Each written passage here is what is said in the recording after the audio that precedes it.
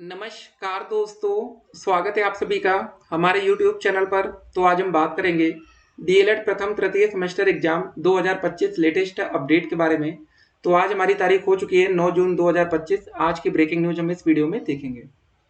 First और third semester exam dates की क्या अपडेट्स है, प्रत्यावेदन छात्रों की अपडेट्स है, बैक पेपर की अपडेट्स, फेल छात्रों के लिए न्यूज, यूपी डीएलएड स्कॉलरशिप की लास्ट डेट और सीटेट का एग्जाम कब तक होगा। ठीक है, सारी अपडेट्स हम इस वीडियो में देखेंगे। तो काफी दिन से आप लोग परेशान हो गए कि सर जी पुरानी डेट शीट है आप दिखा रहे हैं, पेपर कब तक होगा। मतलब अब सब्र सभी बच्चे खो रहे हैं। ऐसे दोस्त एडमिशन के टाइम भी हुआ था कि यार जब एडमिशन हो रहा था तो सब्र नहीं हो रहा था, अब एग्जाम का टाइम आ रहा तो भी सब्र नहीं हो रहा है। देखिए, पहले 6 महीने बीतने दीजिए। जब आपका एडमिशन होता है कम से कम 6 महीने का सेमेस्टर होता है, ठीक है। तो पीएनपी चाह कर भी आपका एग्जाम 6 महीने के पहले नहीं ले सकती है। जैसे ट्रेन का टाइम होता है ना कि 9 बजे ट्रेन जाएगी, तो भैया ट्रेन अगर स्टेशन पर 8 बजे आके भी खड़ी हो जाएगी तो जाएगी तो 9 बजे के बाद ही। ठीक है, कुछ रूल होते हैं। वैसे डीएलएड में भी है, आपका एक सेमेस्टर 6 मंथ का होता है। ठीक है, आपका एग्जाम 6 महीने से पहले हो ही नहीं सकता, आप चाहे तो भी ना चाहे तो भी। तो ये सब बातें समझना पड़ेगा आपको। बाकी जो भी अपडेट्स आएगी अपडेट हम आप तक पहुंचाएंगे। फोर्थ सेमेस्टर बैक पेपर की अपडेट्स यहाँ पर आप देख सकते हैं। ठीक है, यहाँ पर सेकेंड सेमेस्टर रिजल्ट की अपडेट्स है, फोर्थ सेमेस्टर रिजल्ट की अपडेट्स है। उसके बाद और भी कुछ अपडेट्स आती हैं। तो डीएलएड करके आपका सपना होगा टीचर बनने का, तो टीचर बनने के लिए क्या करना पड़ेगा, कैसे आप टीचर बन सकते हैं। टीचर बनने के लिए दोस्तों आपको एक प्लान करना पड़ेगा कि डीएलएड करते करते हम कैसे टीचर बनने की तरफ आगे बढ़े। सबसे पहले फर्स्ट सेमेस्टर में आप पूरी मेहनत के साथ तैयारी करिए, फर्स्ट सेमेस्टर पास कर जाइए। ठीक है, पहला स्टेप आपका कंप्लीट हुआ। उसके बाद जब आप सेकंड सेमेस्टर की तैयारी कर रहे हैं उस समय आप लोग सीटेट का फॉर्म डालिए। सेकंड की तैयारी प्लस सीटेट का फॉर्म या यूपीटेट का जो भी आ जाए। फर्स्ट के साथ हम इसलिए नहीं कहते हैं कि पहली बार आप एक दिन में 2 पेपर होगा, पहले दिन 3 पेपर होगा, फिर 3 होगा। यार 3 पेपर देने का एक्सपीरियंस अभी आपको नहीं है। ठीक है, बहुत से बच्चे क्या करते हैं, हम आपको बता रहे हैं, हम भी यही करते थे।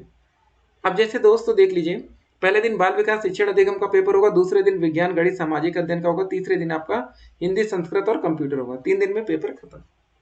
ठीक है, नॉर्मल ये चीजें। अब आपके मन में एक चीज चल रही होगी कि यार क्या करें कैसे करें। देखिए, अगर एक दिन में बाल विकास को होता, दूसरे दिन शिक्षण अधिगम, तीसरे दिन विज्ञान, चौथे दिन गणित, पांचवें दिन सामाजिक अध्ययन, छठे दिन हिंदी, सातवें दिन संस्कृत, आठवें दिन कंप्यूटर, एक एक दिन होता तो सब कुछ चल जाता, कोई दिक्कत नहीं थी। आप मत पढ़ते हैं, एक रात में कवर कर लेते हैं। लेकिन दोस्तों जब आपको एक रात मिलेगी ना, तो रात में कंफ्यूज हो जाएंगे, विज्ञान पढ़े, गणित पढ़े, सामाजिक अध्ययन पढ़े, क्योंकि अगले दिन टाइम ही नहीं मिलना है पेपर समय। जब आप एग्जाम सेंटर में पहुंच जाएंगे तो विज्ञान का जब पेपर देने जाएंगे सुबह 10 से 11 बजे, तो आपको बाहर आने का मौका नहीं दिया जाता, उसी समय बैठा रहेंगे, कहेंगे आधा घंटा बैठ लो भैया, हाल चाल लो अगल बगल, फिर पेपर होगा गणित का। बहुत से बच्चे निकल भी जाते हैं, ऐसा नहीं है। तो उतने हिम्मती बच्चे आप होंगे नहीं, हम जानते हैं। वो 100 में से 2-4 बच्चे हिम्मती होते हैं, बाकी बच्चे तो वही होते हैं कि भैया टीचर एक बार बोल दिया तो हालत खराब। ठीक है, थर्ड सेमेस्टर ये सारी डेट थी। तो ये गलत फहमी में मत आइएगा, इसलिए कह रहे हैं फर्स्ट सेमेस्टर में पहले आपको अपने सेमेस्टर एग्जाम पर फोकस करना चाहिए, सीटेट यूपीटेट की तरफ ज्यादा ध्यान नहीं देना चाहिए। नहीं तो एक दिन में 3 पेपर देने का एक्सपीरियंस आपको होगा नहीं। सीटेट के चक्कर में आप लोग सोचेंगे यार एक रात हमको मिल जाएगी और हम एक रात में खत्म करेंगे। एक रात में बीटेक का कोर्स खत्म हो जाता है, ठीक है, बीएससी का कोर्स कंप्लीट हो जाता है, लेकिन डीएलएड में फंसता है, क्योंकि एक रात में आपको एक सब्जेक्ट नहीं पढ़ना रहता है। जैसे आप मान लीजिए सिर्फ साइंस पढ़ना रहता है, तो सारे कॉन्सेप्ट साइंस के होते हैं, आप दिमाग आपका बढ़िया काम करता है। पता चले आप साइंस के साथ मैथ पढ़ रहे हैं, पता चले उधर मैथ का फार्मूला रट्टा मारे, साइंस में ये आ गया, सामाजिक अध्ययन के उधर डेट्स याद कर रहे हैं, सब फंस गया मामला। इसलिए आपसे कह रहे हैं इसको ध्यान रखेंगे। बाकी दोस्तों प्रत्यावेदन की जो भी अपडेट्स आएगी या बैक पेपर की, वो सारी अपडेट्स भी हम पहुंचाते रहेंगे। ठीक है, लापरवाही के भी आपको सोचना नहीं है कि लापरवाही हम कर सकते हैं, क्योंकि है नहीं टाइम। बाकी दोस्तों सीटेट का एग्जाम हमारा हर साल जुलाई में होता था, और इस बार देखिए क्या मामला होता है। जो भी अपडेट्स आएगी अपडेट हम आप तक पहुंचाएंगे। ठीक, तो फिलहाल इस वीडियो में 2 इंपॉर्टेंट थी, एग्जाम की डेट्स क्या होगी और हमारा रिजल्ट कब तक आएगा। अब जो बच्चे एग्जाम दे चुके हैं वो रिजल्ट चाहते हैं, जिन बच्चों को एग्जाम नहीं हुआ है वो एग्जाम चाहते हैं, और दूसरे बच्चे जिन बच्चों का क्लियर हो गया वो वैकेंसी चाहते हैं, और जिन बच्चों का मामला प्रत्यावेदन में फंस रहा है वो बच्चे प्रत्यावेदन के लिए चाहते हैं, और बच्चे बैक वाले बैक पेपर की डेट चाहते हैं। सबका अलग अलग मुद्दा है, लेकिन सोल्यूशन सिर्फ एक है, पीएनपी। ठीक है, शिक्षक भर्ती एक मुद्दा, शिक्षा सेवा चयन आयोग। अभी तक सभी चीज का एक ही सोल्यूशन होता था, पीएनपी। ठीक है, ऊपर से लेके नीचे तक सारी पावर पीएनपी को दी गई थी, सब कुछ पीएनपी के हाथ में था। लेकिन अब ऐसा नहीं है, ये भी आपको ध्यान रखना है कि अब थोड़ा सा बदलाव है। अब ऐसा नहीं है कि भाई सारी power PNP, one man army पहले पीएनपी थी, ठीक है, सब कुछ उन्हीं के हाथ में रहता था। डीएलएड भी कराना, यूपी टेट का एग्जाम भी लेना और सुपर टेट का भी लेना, मतलब एक समय आपको लगा होगा भैया हम पीएनपी में चले हैं, जिसकी चाहे उसकी नौकरी दिला दें, सब कुछ आपके हाथ में है। लेकिन अब पीएनपी के हाथ से क्या चला गया, यूपी टेट का एग्जाम चला गया और सुपर टेट का एग्जाम चला गया, ठीक है। तो अब थोड़ा सा बदलाव रहेगा। और पहली बार दोस्तों शिक्षा सेवा चयन आयोग के हाथ में आया है यूपी टेट और सुपर टेट, तो भैया 2021 के बाद से एग्जाम होना ही बंद हो गया।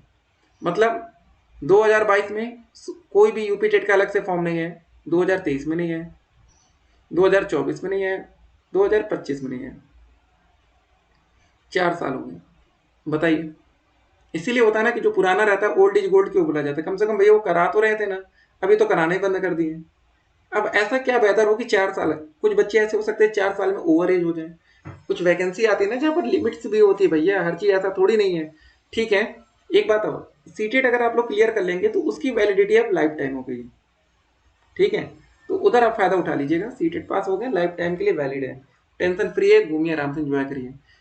पहले दोस्तों उसकी वैलिडिटी 7 साल होती थी, कहीं 3 साल होती थी, लेकिन जब ये वैलिडिटी होती थी ना तो बच्चे परेशान कर देते थे, भैया वैकेंसी लाओ, ठीक है। अब वैलिडिटी अनलिमिटेड है तो कौन परेशान होगा, जान रहे कुछ दिक्कत होने वाली नहीं है, होने दो आराम से सब कुछ। तो हर बात को समझना पड़ेगा यार, ठीक है। बाकी कोई भी वैकेंसी आएगी, सीटेट का एग्जाम 150 नंबर का होता है, सीटेट पासिंग नंबर 82 और 90 नंबर। सुपर टेट का एग्जाम एच टेट 150 का होता है, पासिंग नंबर 90 और 97। ये बातें समझना पड़ेगा, जब आप इधर उधर लापरवाही करते हैं फिर बाद में आपका नुकसान होता है, ठीक है। तो ध्यान से पढ़िएगा, कहीं पर भी लापरवाही हमें नहीं करनी है और अच्छे से अच्छा स्कोर करना है पेपर में। तो यहाँ पर देख सकते हैं 4th सेमेस्टर जो आपका रिजल्ट आता है पास या फेल वाला, ये रहा 2nd सेमेस्टर का पास या फेल वाला।